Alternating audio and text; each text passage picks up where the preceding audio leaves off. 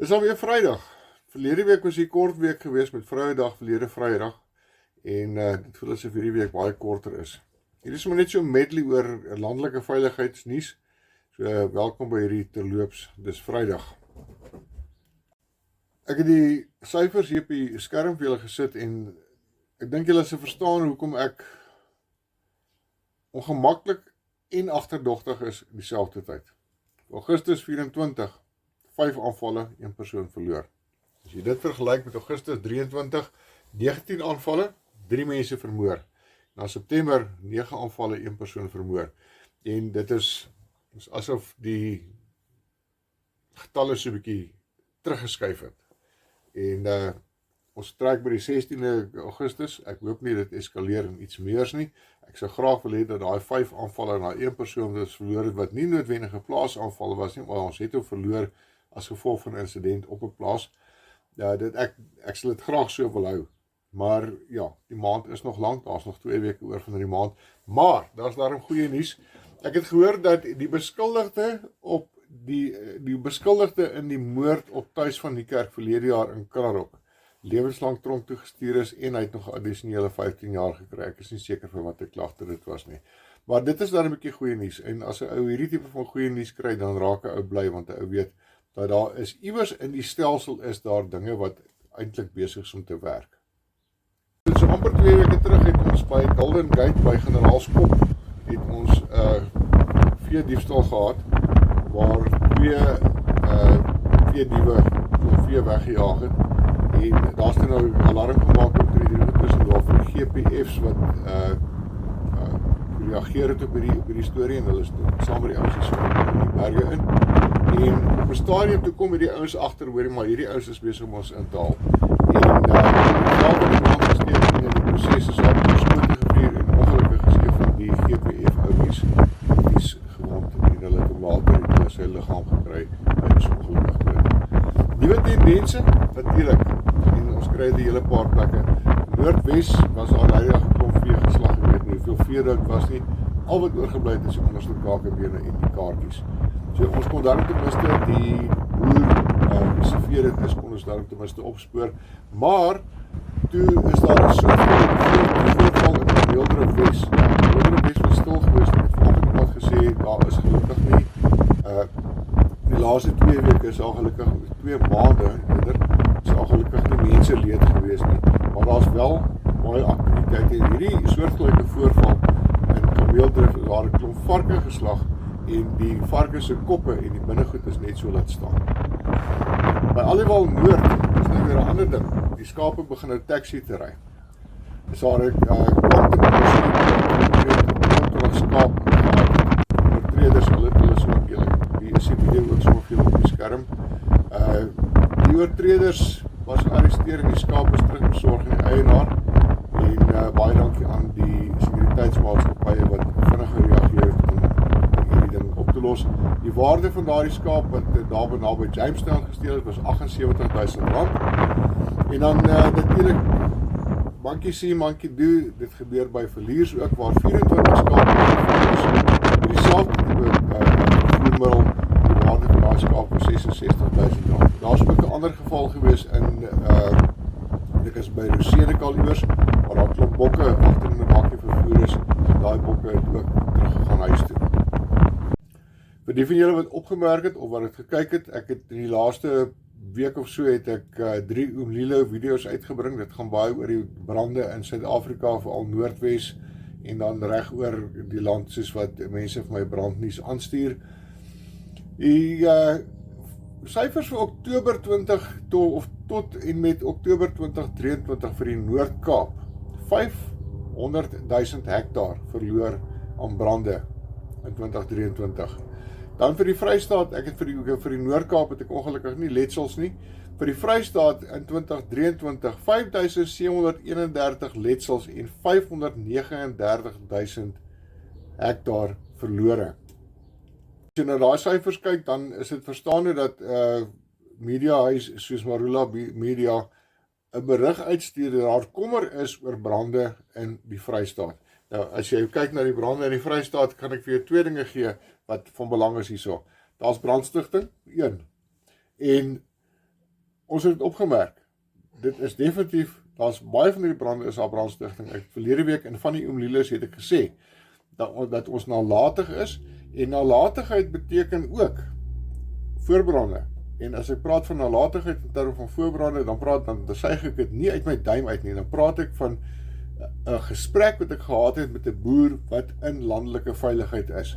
Ons laat na om ons plase voor te berei sodra die brandseisoen op 1 Junie aanbreek.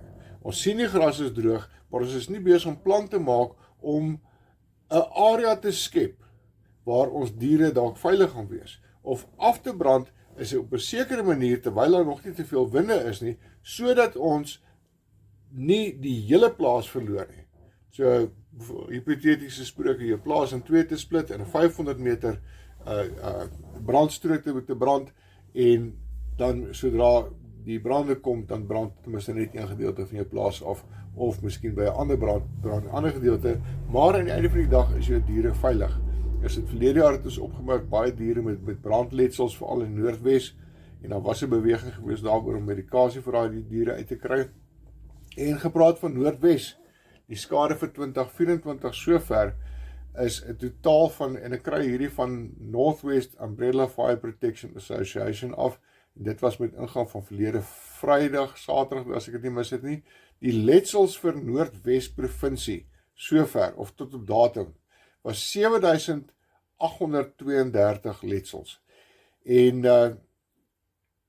die letsels sedert 2021 was 64.215 letsels van daai jare. En dan die hektaar verlore vir die jaar sover is 186.007 hektaar, en dan die hektaar verlore sedert 2021 is 2.732 miljoen hektaar wat verlore is aan brande in die Noordwes provinsie alleen.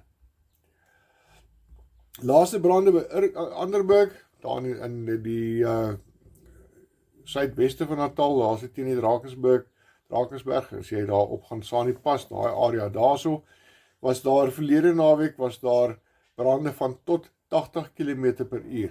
Nou as jy kyk hoe daai brande daai spoed bereik, dis baie bergagtig daarso, die wind waai, en jy het hierdie Bernoulli effek, wat sodra daai wind daai bult slaan, dan tel hy spoed op sodra hy boor daai bult gaan, en dan druk hy hierdie vlamme. Dit is ongelooflik. Ek seker baie van julle het op Facebook gesien, op sosiale media is daar video's wat versprei is van hierdie brande. Ongelukkig kon ek nie een van daardie video's isoleer of julle hierso te plaas nie. En dit is waarskynlik bergwind toestande, en soos ek gesê het, aangedryf of versterk deur die Bernoulli effek. Motorkapings op landelike gebied is ook 'n ding wat besig is om kop uit te steek, en ek voel ek met julle sensiteer oor hierdie, veral in die area suid van Gauteng en noord van Parys-Kroonstad. Die N1 suid is genoem, maar roetes wat veral baie besig is, waar daar baie aktiwiteite opgetel het, is die R59 tussen Vereniging en Parys, dan die R82 Vereniging Kroonstad, dit is nou die Koppiespad, en dan die R549 tussen Heidelberg en Vaaldam, is areas wat ongelooflik besig is. So as jy uit is op daai paaie, asseblief, wees versigtig.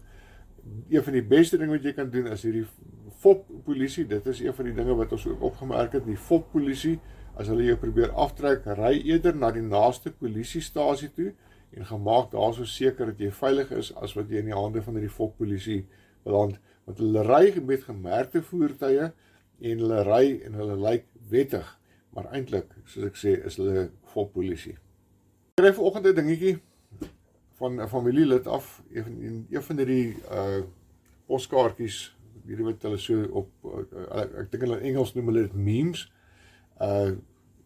Bybelversie en al daai goeders op, en een van hierdie goeders sê, your comfort zone can kill you. En dit hang nou baie saam met wat iemand gisterand vir my gesê het, wat vir my gesê het, weet jy wat, routine is 'n blikskorrel, want ek het net soveel tyd om dit en dat en dit en dat te doen, so ek val in 'n routine in, en ek het vir dieselfde persoon nou die dag gesê, gaan kyk na jou opstal, jy is nie in die area, gaan kyk na jou opstal, gaan loop 'n draai weg van jou opstal af, en gaan kyk krities na swak plekke in jou opstal. Ek sê, pas op, dat jy nie elke dag dieselfde ding doen nie. Gisterand toe sê hy vir my, routine is 'n blikskorrel. Want routine spaar jou tyd, routine orden jou lewe, maar routine is ook gevaarlik. En wat baie keer gebeur, ons het dit al gehad, ekskuus dat ek my kop staan en krap hierso, maar wat ons gehad het, die einde van die maand, klim jy in jou bakkie, en jy gaan trek 'n kontant bedrag by die bank.